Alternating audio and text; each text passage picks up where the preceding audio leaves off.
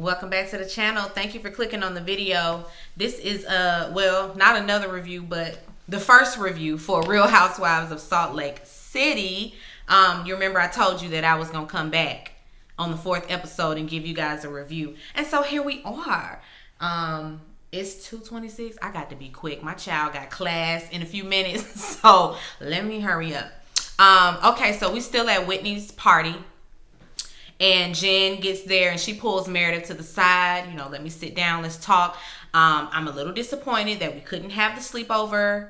You know, what's what with that? You know, you said that it's because you want to spend time with Chloe. But, you know, like, what kind of time are y'all going to be spending? It's going to be late. Like, Jen was really...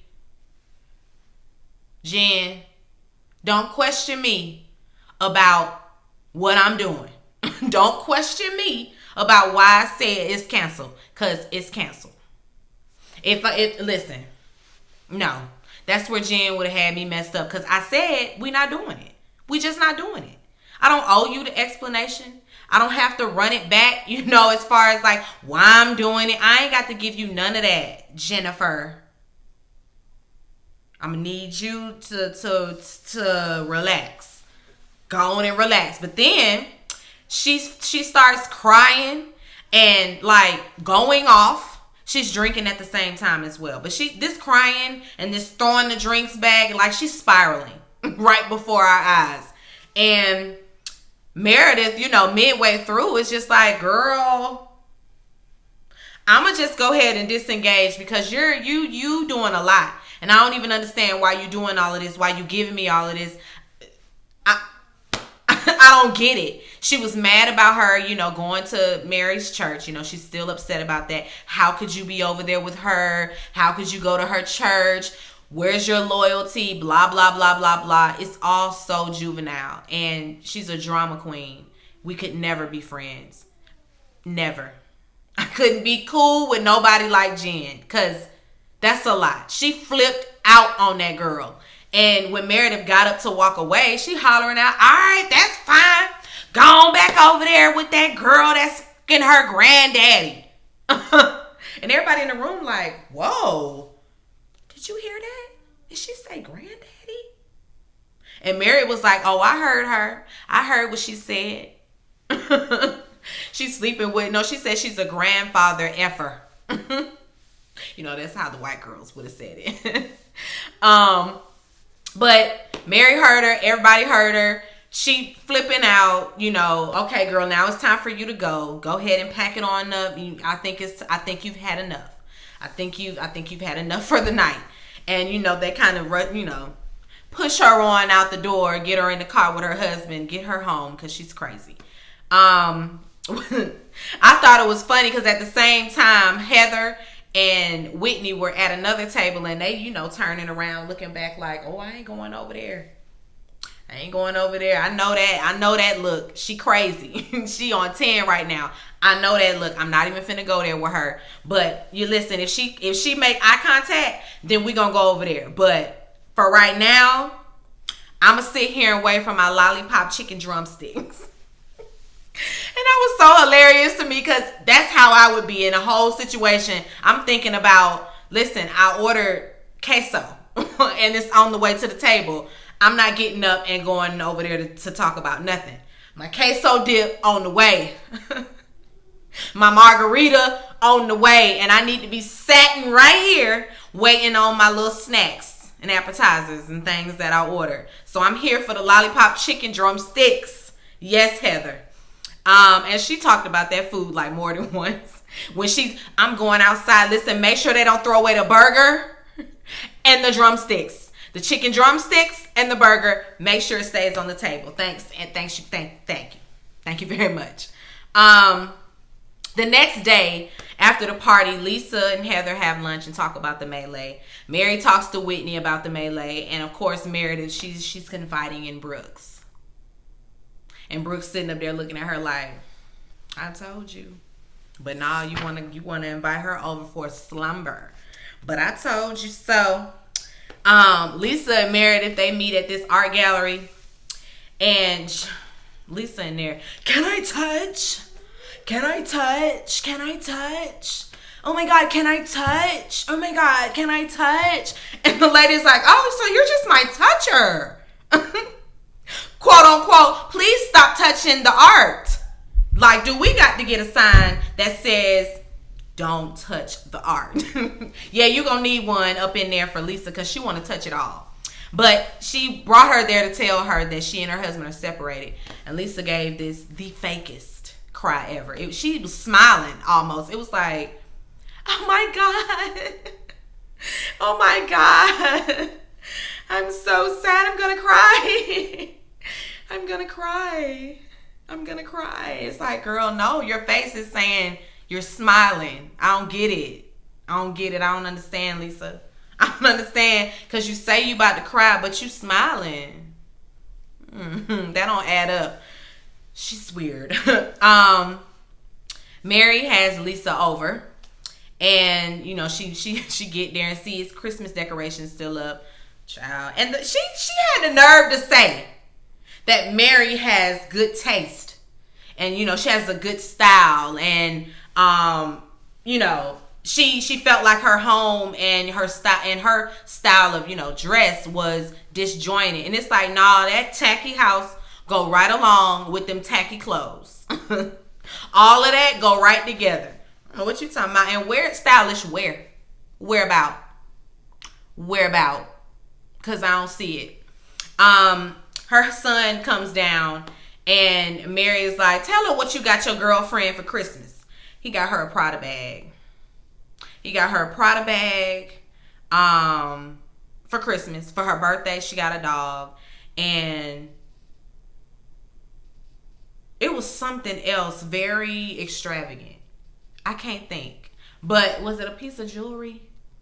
I can't think. But she mad about not getting a better gift than that. She's like, he never got me no gift like that. Girl, are you sleeping with your son? Because when you sleeping with people, that's when you get Prada bags. And puppies and Yves Saint Laurent and whatever else he got her with your money. That's what you need to be upset about, because that would be my thing. You are not buying that girl no Prada bag with my money. You want to buy Prada bags, go get a job so you can buy Prada bags. Go get a Prada job. I wish my son would. Mommy, can I have $14,000 so I can go get a bag? She want a Hermes bag. Hermes, these nuts. She ain't getting no Hermes bag. Not off my coin. Nope. Nope. But Mary got an Oedipus thing going on, so she more concerned about it not being for her. Girl, get out of here. You know, they got to talk about the party as well. What happened with the party and all of that. And they got to read it a little bit. But Mary mentions that she wants to throw a luncheon herself. She wants to throw like a little brunch type of style thing for the girls. She wants everybody to dress up. She gonna call it the Met Gala. The Met Gala is a location, but listen, I get it. I get it. Because when you say it, you're gonna automatically start thinking about, you know, high fashion and, you know, stepping out, you know, tall cotton, all that kind of stuff. That's what you're gonna be thinking. So I get it, but that ain't what the Met Gala is. Not gowns and gowns and beautiful gowns. It's the location. Theme different every year. Location, Met Gala. Let me see. Heather and Jen meet up. And Jen done had sushi delivered because that's just what she does. Talking about she a brown girl, so she gotta eat. You a brown girl? Girl, where? You was a brown girl back in the day before you started bleaching your skin or whatever you doing. Like, I don't like to put skin bleaching on people, but you did something, sis. And you're not brown anymore. So cut that out.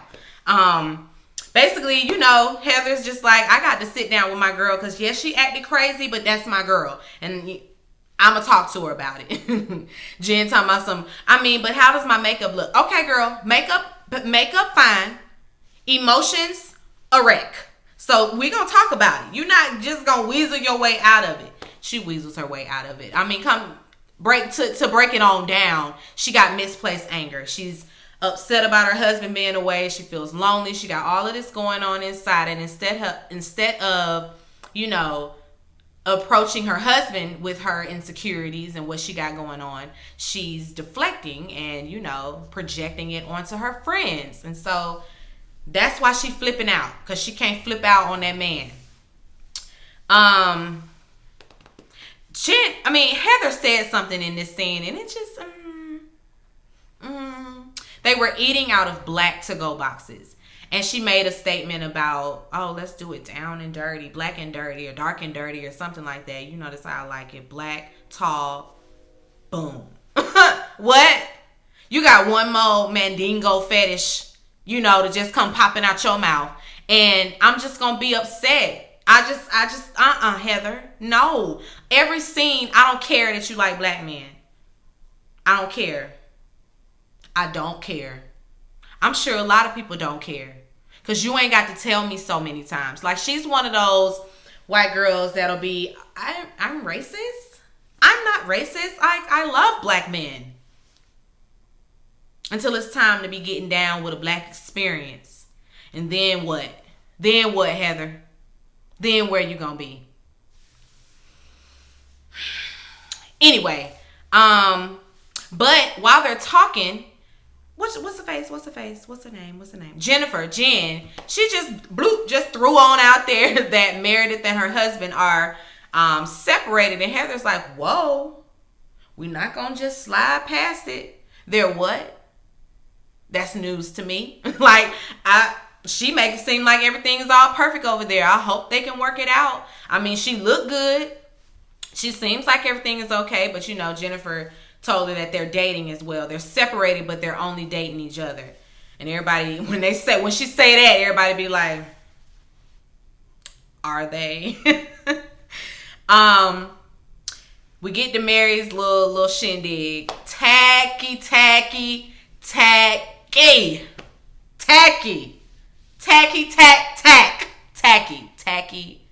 head ass. Oh, it was so tacky. I ain't like the table setup. I ain't like none of that. I was. Can I see the table? It's too much on the table. I don't like sitting at tables where it be too much and I be feeling like I'm about to knock stuff. I already got, you know, a full cup of bosom going on over here, and so it already be knocking stuff off the table. And if it's too much on the table, we gonna have a problem. I ain't got time for that. It was too much on that table. Nice that she had gifts on the table. She brought all the girls Louis Vuitton earbuds, and they got, you know, little journals or whatever. And at first she was telling them to write in it, but they ended up just saying out loud what they needed to say. Because the purpose of the whole sit down is for everybody to hash things out. You know, Meredith coming for her apology because she needed an apology from Jen. Mary thinks she gonna get one too. They start. Let me see. Oh, okay. I just wrote down that Heather and Whitney rode together to the little party. I really like Heather. Like, I really want to like Heather. Heather and Whitney are my favorite. I just can't with the mandingo fetish that she got. I just want her to cut it out. Jen's getting ready for the luncheon, and she calls her husband for a pep talk. He gives her a pep talk. Don't show your ass. Relax. Act like you got some sense and represent us well. Thank you very much. Have a good day. Had the restaurant owner was weird. He's standing up there with Mary. They both sipping champagne, and he's smelling his glass, and it's champagne. Throw that back and be done, sir. Like he drinking a glass of wine. Meredith and Lisa come in together. They both got on a pantsuit, a nasty pantsuit. Jen is beat.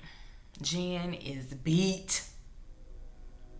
And I guess that's what we're going to be able to count on Jen for. A nice outfit, a nice shoe, a nice bag. That's Jen.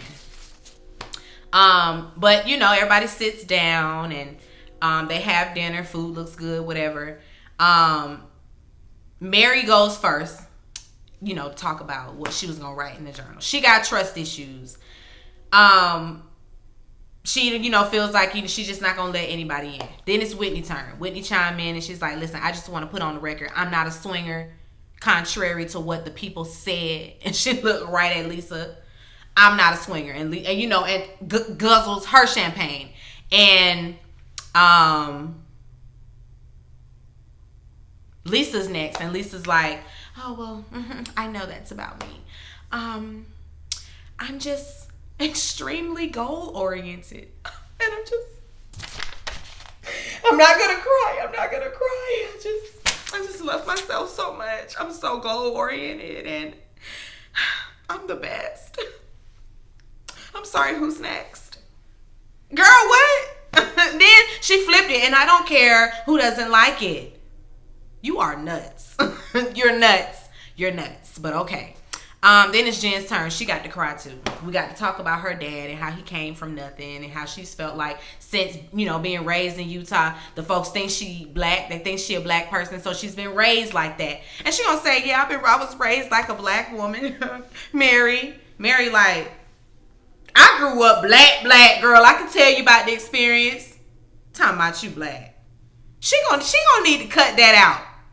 She is going to need to cut that out, especially now, because I know you ain't showing up in the world black like this. So, cut it out, Jennifer.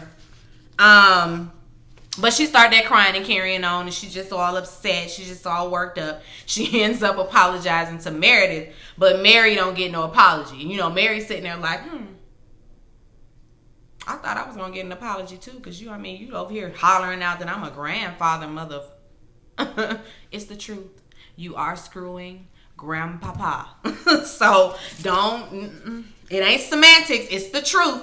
Now, should she have said it? No, and she definitely should have been like, "Girl, I ain't have to give you all that." So to you, I apologize as well. That's all you have to say. But I don't think Jen gonna give her nothing, because that's where it ended out with Mary thinking, you know, where's my apology? But that was it. Oh, and all in 17 minutes.